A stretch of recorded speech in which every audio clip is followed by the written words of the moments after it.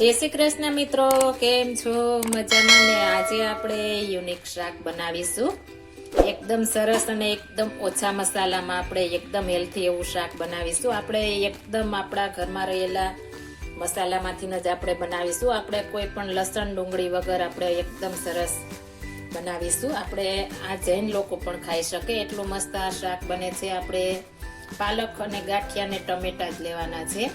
મેં એક બંચ પાલક લીધી હતી તો ધોઈને સાફ કરીને આપણે કટિંગ કરી લીધી છે. આ રીતના મોટી મોટી કટિંગ કરવાની છે, એકદમ નાની નહીં, આ રીતના મોટી કરીશું એટલે એકદમ મસ્ત આપણું પાલક ગાંઠિયાનું શાક બનશે. અને આપણે ચંપાકલી ગાંઠિયા લીધા છે. તમે કોઈ પણ ગાંઠિયા લઈ શકો છો, કલી ગાંઠિયા, ચંપાકલી ગાંઠિયા, ભાવનગરી ગાંઠિયા. આપણે 100 ગ્રામ લીધા છે. ભાવ ટમેટું લીધું છે. આપણે એકદમ ઓછા મસાલામાં બનાવીશું પણ ટેસ્ટફુલ બનશે. હવે આપણે આગળની પ્રોસેસ કરીશું. વઘાર માટે આપણે એક પેન લઈ લીધી છે. તેમાં આપણે 2 મોટા ચમચા તેલ નાખી દેશું. આપણે શાક હોય એ પ્રમાણે લેવાનું છે. આપણે 2 મોટા ચમચા તેલ નાખી દીધું છે. એકદમ સરસ ગરમ થવા દેશું. આપણે તેલ ગરમ થાય એટલે 1 ચપટી રાઈ નાખીશું, 1 ચપટી જીરું. આપણે રાઈ જીરું સરસ ફૂટી ગયા છે. હવે 1 તજનો ટુકડો નાખીશું. તજનો ટુકડો નાખવાથી એકદમ મીઠાશ આવશે આપણે શાકમાં. અને 1 તમાલપત્ર નાખવાનો, બીજું કોઈ પણ વસ્તુ આપણે નાખવાની નથી. અને હવે ટમેટા નાખી દઈશું. આપણે રાઈ ને જીરું એકદમ સરસ ફૂટી જવા દેવાના છે. આપણે ટમેટા ફટાફટ સોફ્ટ થઈ જાય એટલે આપણે થોડું નિમક નાખીશું. એકદમ સરસ સોફ્ટ થવા દેવાના છે. જો તમારે લસણ ડુંગળી ખાતા હો તો આપણે ટમેટું નાખ્યા પહેલા ડુંગળીનો વઘાર કરવાનો છે, ત્યારબાદ જ આપણે ટમેટું નાખવાનું છે. આપણે એકદમ સરસ લસણ ડુંગળી વગર પણ એટલું મસ્ત શાક બનશે આપણે ફ્લેવરફુલ. હવે આપણે આ સ્ટેપ ઉપર પાલક નાખી દઈશું.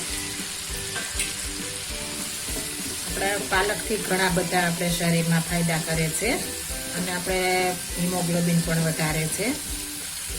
એકદમ સરસ પાલક પણ આપણે ચડવા દેશું.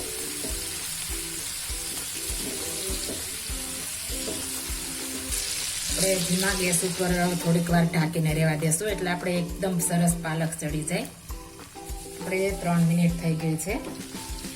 એકદમ સરસ સોફ્ટ થઈ ગયા છે. હવે આપણે મસાલા કરી લેશું. આ રીતના એકદમ સરસ ટામેટું અને પાલક સોફ્ટ થઈ જવા જોઈએ. 1 ચમચી લાલ મરચું પાવડર, 1 ચમચી ધાણા જીરું પાવડર, હળદર. આપણે એકદમ ઓછા મસાલામાં બનાવીશું એટલે એકદમ મસ્ત બનશે. આપણે ઘરમાં કોઈ પાલક ન ખાતો હોય આ રીતના શાક બનાવશો તો બધાને ભાવશે. અને પાલક પણ નાના બાળકોને ઘણા બધા ફાયદા કરે છે. હવે આપણે તેમાં 1 કપ પાણી નાખી દઈશું. તમારે શાક હોય એ પ્રમાણે નાખવાનું છે. આપણે ગાંઠિયાના શાકમાં થોડોક રસો વધારે રાખવો પડે છે. આપણે ગાંઠિયા સોસી જાય છે એટલે. હવે આપણે નમક નાખી દઈશું. સ્વાદ પ્રમાણે આપણે નાખવાનું છે. અને હવે એકદમ સરસ આપણે પાકવા દઈશું ઢાંકીને એટલે એકદમ સરસ મસાલા બધા પાકી જાય. આ રીતના આપણે ઢાંકીને પાકવા દઈશું. આપણે પાણી સરસ ઉકળી ગયું છે. હવે તેમાં આપણે ગાંઠિયા લીધા છે તે નાખી દઈશું અને ગેસની ફ્લેમ ધીમી કરી નાખીશું.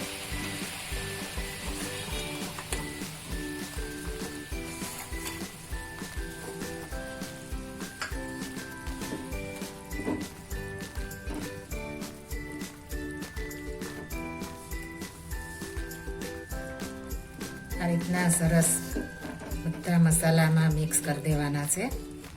હવે ગેસની ફ્લેમ બંધ કરી દઈશું. આપણે ગાંઠિયા નાખ્યા પછી ફટાફટ ગેસની ફ્લેમ બંધ કરી દેવાની છે, નહીતર આપણે સોફ્ટ નહીં થાય, કડક થઈ જશે ગાંઠિયા અને ફૂલશે પણ નહીં. આ રીતના કરીશું એટલે એકદમ મસ્ત સોફ્ટ થઈ જશે. હવે આને આપણે 3 થી 4 મિનિટ માટે બંધ ગેસે રહેવા દેશું. આપણે 4 મિનિટ થઈ ગઈ છે. એકદમ સરસ આપણે ફૂલી ગયા છે ગાંઠિયા. અને હવે આપણે સર્વિંગ બાઉલમાં કાઢી લેશું. આપણે સર્વિંગ બાઉલ લઈ લીધું છે. એકદમ ટેસ્ટી અને એકદમ યુનિક એવું આપણું શાક તૈયાર થઈ ગયું છે.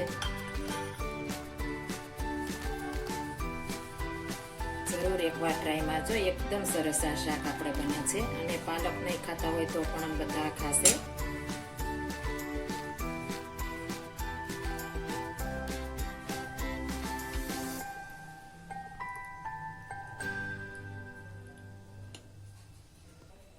એકદમ મસ્ત આપણે પાલક ગાંઠિયાનું શાક તૈયાર થઈ ગયું છે.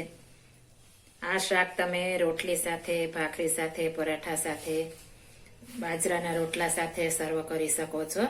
એકદમ સરસ અને ફટાફટ આપણે 5 મિનિટમાં બની જાય છે. આપણે કોઈ ગેસ્ટ આવ્યા હોય ને આ રીતના બનાવ્યું હશે તો તે પણ ખાતા રહી જશે. એટલું મસ્ત આપણે આ શાક બને છે. જો આ મારી રેસીપી પસંદ આવી હોય તો મારી ચેનલ લાઈક, શેર અને સબસ્ક્રાઇબ કરી દેજો. ફરી મળીશું નવી રેસીપી લઈને. જય શ્રી કૃષ્ણ.